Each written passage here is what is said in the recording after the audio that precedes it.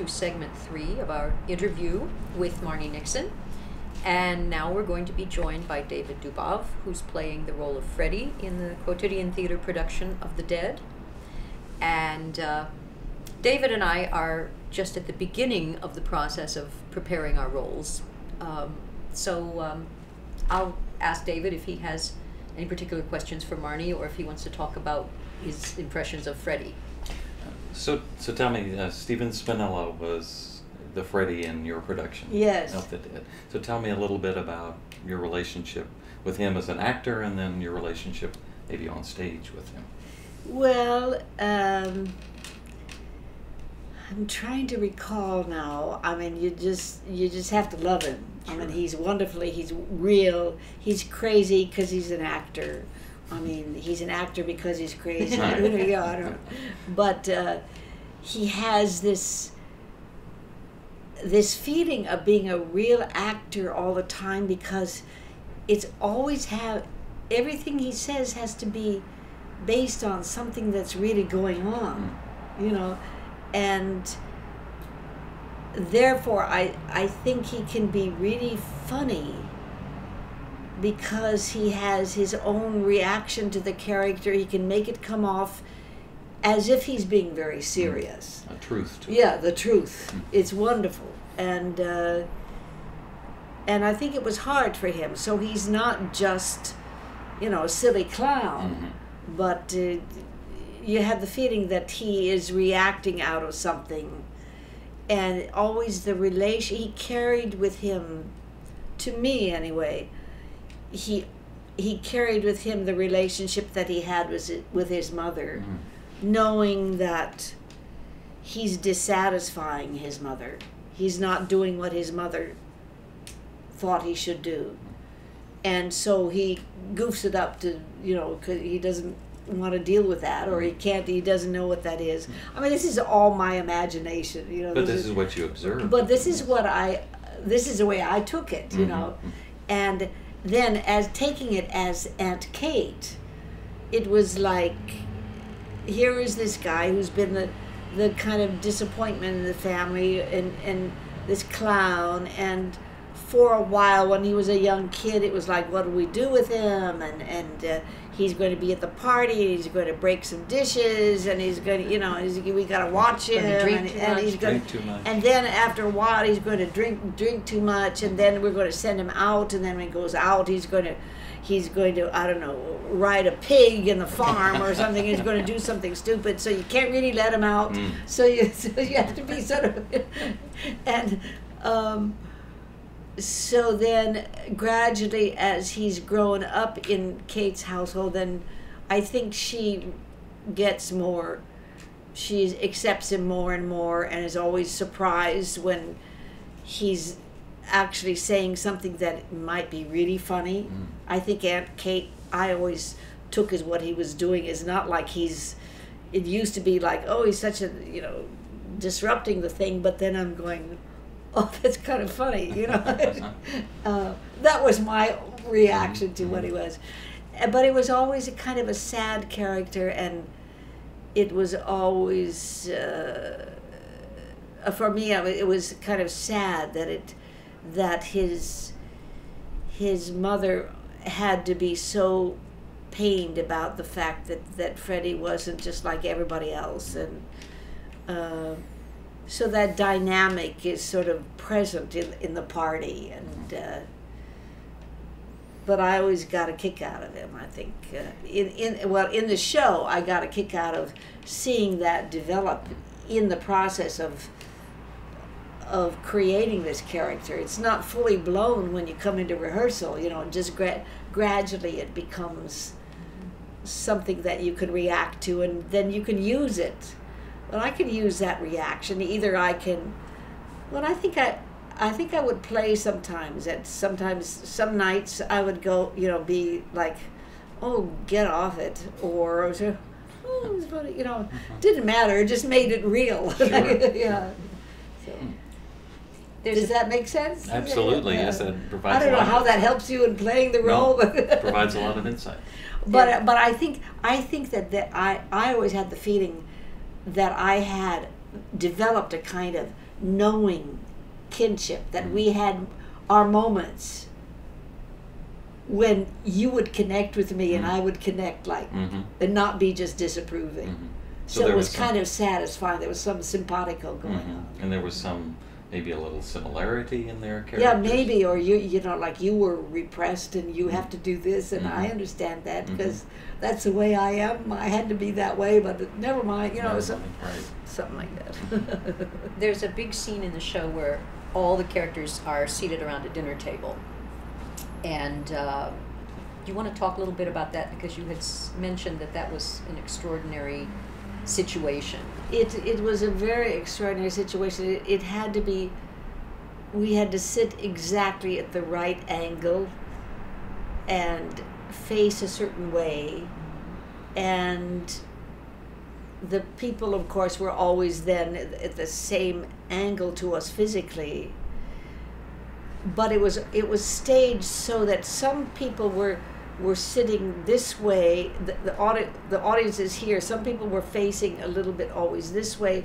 Some people were really facing forward, and then there was like a semicircle, and then Gabriel was there talking to us. So sometimes we were all reacting to him, and then as he's speaking, the audience can. It's always like, in this staging, it's like you're looking in a window and you're seeing the focus of the people reacting in their own ways, not looking at this, knowing that you're listening to the speaker and reacting to it, but you're going into your own private world of reaction, so that the physical thing is that the audience can see your reaction. But that isn't why you're facing forward. You know, it just happens to be a good thing to do, so the audience can. So it's been staged with that in mind. But it was very interesting to try to listen to the stories and the people's reactions, the people's outbursts, and your reactions to their outbursts, your opinions, about that person. Sometimes there were people, or there were people that would say something that you would, you know, they're constantly like family members who are always griping about something, or they're always talking about this subject, and the put downs that you have as the older sister being put down still. It's like, oh, you know, she's always talking that way. All these little inner reactions that you have, you had to be aware that it was good for you to have these afresh to everybody's reactions, and yet you had to more or less stay in your area, in your focus area, because of the staging of it. You couldn't move around. You couldn't move around unless you were staged to do that, and then there was a different focus, and then it was the person that you focused on that then was going to react, and then your reaction to that at certain times. So it was a very molding, you know, very real kind of situation, but it couldn't be totally improvised either. You know, I guess I made that clear, so that. Because then your reactions, you suddenly are aware that the reactions that you've made up maybe for night after night and always given that to somebody else. Now you realize that person that you're reacting to is now reacting to your reacting, and their personal thing is going on. So you don't want to change that too much, and yet you don't want to have to be hung up by that, but you just have to be aware of that, and the other person has to be aware of that. And did you find it a challenge to be seated during that whole scene and yet still having to react and emote and without having the full physical, and even the going forward, listening like this, or listening like this, and then having side glances to the person next to you, as if whoever was talking, and usually it's Gabriel telling the story about something, and there's something that relates to that story that is about the person next to you, that you have that same memory together as they're going by, and all that little reality, and that we gradually kind of developed all those little things, and some of them then began to change because we'd have another reaction, and then like sometimes we'd talk to each, well, you didn't look at me after that. I planned to look at you. You can't do that. You've got to react at the moment. In the moment, right. It was fun that way. Yeah. You had some personal challenges during this production of The Dead. Yes. I read in Marnie's autobiography, she talks about this. Can you tell us a little bit about that? It was interesting. Well, I also realized, this is part of the answer, but at a certain point in the dinner table, I've forgotten really what it was like, but I would start to cry. And I cried through the whole dinner section. Tears coming down my face. And I realized I had just had a diagnosis before I went into the Belasco that I had had a breast cancer. And at the very beginning of the run, we had just come from, Playwrights Horizons, and we were doing a little changing before we moved to the Belasco Theater, the Broadway Theater. And at that point, I found out about that, and so Richard Nelson said, I said, well, I don't think I can wait to have the operation, because the sooner I have it, the more they can see what's there and get it out, because it might have keep growing. Anyway, he said, do it as soon as possible. So the first, I think it was after maybe the 4 days of the first opening at Belasco Theater, I left and my understudy went on. And when I came back, I realized that experience had kind of, you deepen your way of looking at yourself, I think, because you realize, I don't know, you're not immortal, there's mortality going on, like, my gosh, I'm lucky to be here, and it's all of those things. And so in this part, when I was crying, I just nobody ever mentioned, they never said a word that I was crying. And yet I always was. And I thought, well, I guess it's okay, and maybe it's very effective. I'm an actress, I can put on the tears, and you go through all those things. And then I thought, well, I'll just let myself go and see what happens. I won't make myself cry, because I guess it was okay.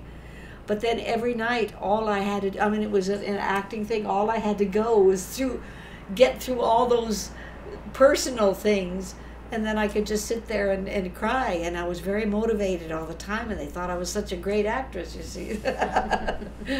No, it just was a real, it was an effective, real moment, and yet it was not supposed to be distracting.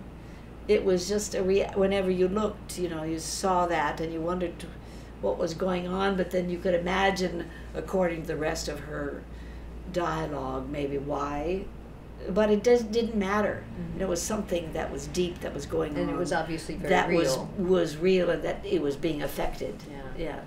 So that made it, I'm sure everybody had their own reactions to that too, yeah. And then when you went to Los Angeles, you were actually having chemotherapy during the run of the show. Oh, yes. And then when I went to Los Angeles, then by that time, I was out for at the Belasco Theater. I was out for about 6 days. I came back, and the drain was still in. They couldn't take the drain, and I had to take this drain that was draining blood and tuck it into my corset. I didn't know.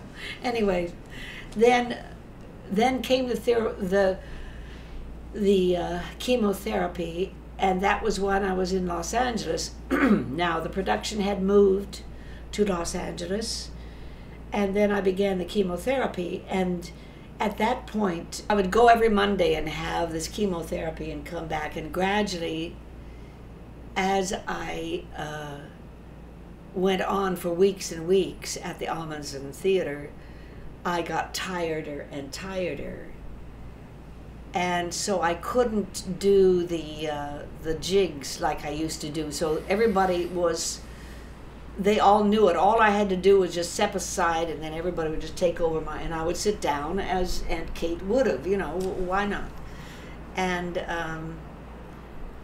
the thing that was interesting was that my face started to glow. The chemotherapy does that, the radiation. Oh my God. I mean, this is an actual physical fact. Your skin starts to have a glow to it.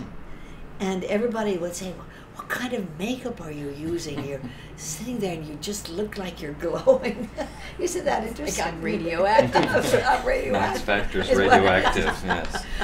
And so then, then I would be so tired that then I couldn't walk to my dressing room sometimes. They had to actually push me. I mean, they'd take me under the fanny and kind of push me to my dressing room. And I would lie down between matinees and stuff. But then I was able to still get into the parking lot and drive my car myself all the way back home to where I was living in Los Angeles. And it was quite an experience. And I didn't know whether I could go on, but the support, I think, of Richard Nelson was, you know, he said, absolutely. Of course you're going to go on. Don't worry about it. We'll handle it. We can, you know, you'll be there and whatever. It was great. That's fabulous. Yeah. I wondered if you wanted to make any comments about the costumes or the sets for your productions, because they were quite beautiful and extraordinary. The costumes were so authentic that you couldn't breathe. Tight the corsets, you know, like they did before. You get behind the person, your sister, and you take the laces and you go, and you tighten them. Scarlett O'Hara. Yeah, it's really you put your knee in the back and you go, and you tighten that up, and then if you can't breathe, that's tough. You just have to. I can hardly wait. You have to, then you make, you know, I don't know how they did it in those days, but you have to take, you know, many, many high breaths. And then plus doing the jig and stuff. You found a way to do it somehow. I think that's why women fainted so much back then. I think so they too. Couldn't breathe. Yeah. And then you found out there's certain places where you could make it tighter in your waist and you could make it above, you know, and stuff like that. You found out ways to do it. But they wanted it to be, you know, as authentic as possible. But all those high collars and the blouses underneath, and then the corset on top, and then the skirts with skirts underneath, and boots that you had to lace up. Well, now we got around that a little bit, that we could hook some of the things rather than having to lace it up fully. But they had to really be high boots with a little bit of a heel. And because we were doing the dances, you could see the boots, and you had to have the right leggings, and you had to have the right petticoats and stuff. But somehow you missed that if it didn't happen.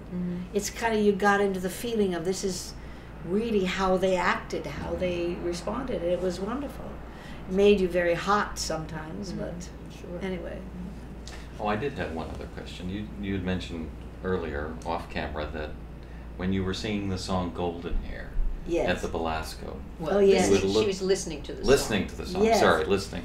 And you looked out into the theater, and what did you see? Oh yes, at the Belasco there's a certain confirmation of the back of the auditorium, the main auditorium on the ground floor. There's a bunch of steps that come down from the balcony, and then they hit the wall, but it's against the back. I could look at the back wall. Anyway, and there was a light, a reflection of a light that I think was happening from one of the machines.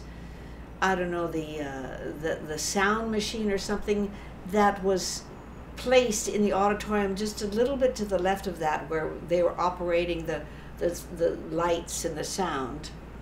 And at a certain point, when I was staged to sit absolutely forward while I was listening to Blair Brown singing this song, it was a very romantic song, and I took it, my character, of course, being a romantic song, it was remembering my old romance and the disappointments and stuff. But I began to be aware that as I was looking, I was focusing on this back wall, that every night about that time, now I don't know, maybe it happened before, but I was never looking there, but at that moment, I would see in the back, coming down the stairs, I could see what looked like a gray figure coming down the stairs, and it looked like a woman with a robe in profile. And she would walk across. Again, you could see her against the back wall. It wasn't like she was just sitting there. It was moving. It would move and then disappear during that song. And at first I thought, well, that's, there's something, a reflection that's happening with the, as a matter of fact, I did check. I went back at one point and I checked, are you doing something with the machine? Is it reflecting to the back wall? Because they're facing this way, the back wall is behind them. No, he wasn't doing anything different, blah, blah, blah, blah. And I didn't say for a while what I was seeing, because I thought, well, it's just, I've got such a good imagination. I'm an actress, that I'm making this up, and I'm seeing this. But then I realized that this is not, I'm not making this up. And then I was fascinated, and I kind of expected it, or I thought, well, not tomorrow night, it's not going to happen, whatever, but every night that would happen. And then so then I got the nerve after a while to mention it to somebody, and they said, oh, well, it's just, this theater is supposed to have 2 ghosts. And then they would say, well, what did the ghost look like? Because they were getting interested too. But then finally, toward the end of the run, I was packing up, and I went to the guard at the stage door entrance, and I said, has anybody really seen this ghost that they say is happening? And he said, well, they say that it appears all the time. I don't know whether he was making it up or not. But then the cleaning lady, who was busy in the theater all the time, came by and was listening to my conversation. So I asked her, and she said, oh, yeah, I see her all the time. Of course she's around. Sure, you saw the ghost. Mm. But it was not like scary. It was just like, yeah, she comes at, her favorite time. And so who knows? But it was spooky and interesting. And how appropriate for this play. It was appropriate, and certainly I used it. On that spooky note, we will wind up this interview, and I thank Marni Nixon for sharing all of her experiences with the production of The Dead. And thank you. I mentioned Marni's autobiography earlier. If any of you are interested in ordering this book, hold up the book. We have a link on the website where you can order copies. And it's called I Could Have Sung All Night, which is a wonderful title. My story with Stephen Cole, ghostwriter. Ghostwriter. Yes. That's good. That's good. So you can learn all about all the things you still don't know about Marni, and there's more to know. And I'd also like to mention that this production of James Joyce's The Dead at Quotidian Theatre is being dedicated to the memory of Lois Hempel, who is the mother of Stephanie Mumford, who is one of the founders of the company. Her mother passed away this year and left a generous bequest to the company, and it's through her generosity that they are able to produce their first musical, James Joyce's The Dead. Thank you very much.